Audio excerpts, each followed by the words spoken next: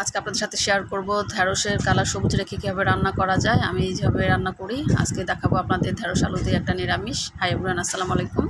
আমি প্রথমে ঢেঁড়সটাকে ধুয়ে নিয়েছি। ধুয়ে একটা ঢেঁড়সকে আমি 3 পিস করে নিয়েছি। করে একটা প্যানে হালকা একটু তেল দিয়ে ঢেঁড়স দিয়ে দিলাম, সাথে পরিমাণ মতো লবণ এবং 1 চিমটি হলুদ দিয়ে দিলাম।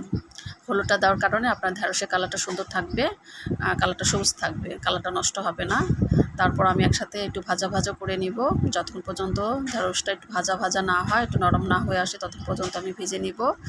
এই যে, আর ঢেঁড়সের গায়ে থেকে যে একটা বিজল ভাব ওঠে সেটাও আর উঠবে না এই ভাজার কারণে। এই যে দেখুন, আর ঢেঁড়সের কালারটা কত সুন্দর রয়েছে এবং কোনো বিজল ভাবও নেই, এবং আমার ভাজাটাও হয়ে গেছে।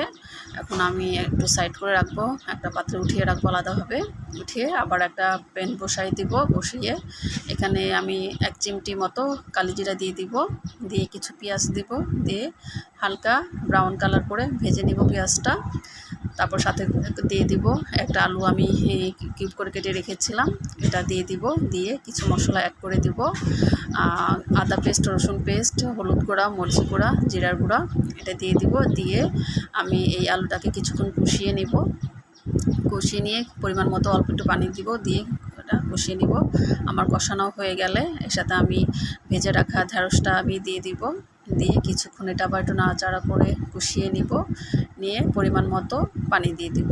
এখানে আপনাদের পানির পরিমাণটা ঠিক রাখতে হবে। যদি বেশি পানি দিয়ে দেন তাহলে তরকারির টেস্টটা নষ্ট হয়ে যাবে, খেতে ভালো লাগবে না, কালারটাও নষ্ট হয়ে যাবে। তাই এখানে আমি সামান্য অল্প একটু বাটিটা ধুয়ে এখানে আমি পানিটা দিয়ে দিয়েছি। দিয়ে একটা ঢাকনা দিয়ে কিছুক্ষণ এটা আমি ঢেকে রান্না করে নেব। তারপর আমি কিছুক্ষণ পরে আবার ঢাকনাটা উঠিয়ে দেব যে আমার পানিটা ঠিক আছে কিনা। এই যে দেখুন, আমার পানিটা শুকিয়ে এসছে।